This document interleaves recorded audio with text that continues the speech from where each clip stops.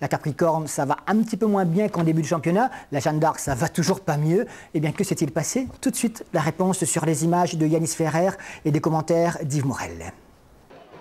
Eh bien, il s'est passé, Alain Waro, que malgré un marquage individuel sur sa personne, Robert Ratto a été l'artisan principal de la victoire de l'équipe de la Capricorne. Une victoire qui s'est dessinée après ce but marqué par Sébastien Waro, pourtant un défenseur, après une douzaine de minutes de jeu.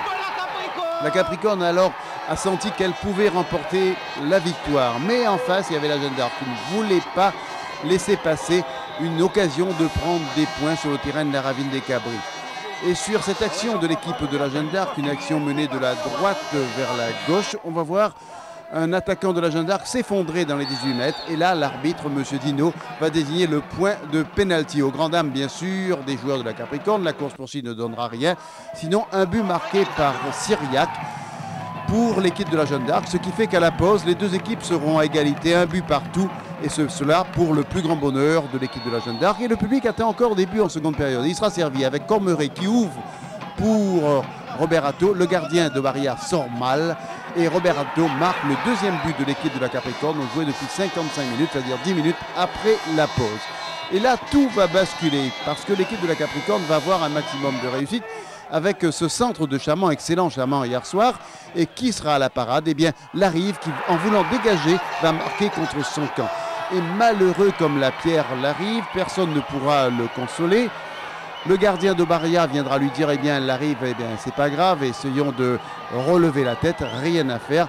Larive restera prostré. Et pourtant, il faudrait bien de relever la tête puisque Robert Ratto est encore passé par là pour marquer le quatrième but et dernier but de la rencontre à 10 minutes de la fin du temps réglementaire. La Capricorne qui remporte une victoire ô combien précieuse sur son terrain face à un rival dangereux pour la course à la non-descente.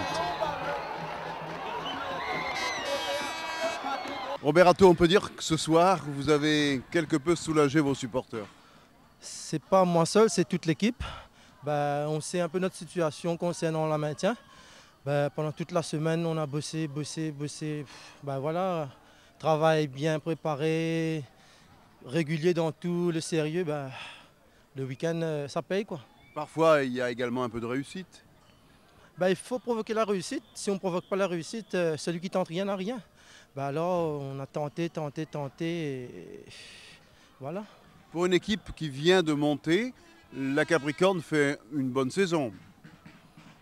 Pour moi, je serais modeste à ça parce qu'on vient de monter, on fait étape par étape, il ne faut pas trop monter sur les grands chevaux comme on dit.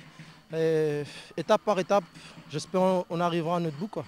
Voilà, en tout cas, l'image même de la modestie, Robert Ratto, l'artisan principal de la réussite de la Capricorne ce soir et également dans les matchs précédents. Il a marqué deux buts très précieux. Et la Capricorne a eu comme une bouffée d'oxygène dans cette course pour ne pas descendre.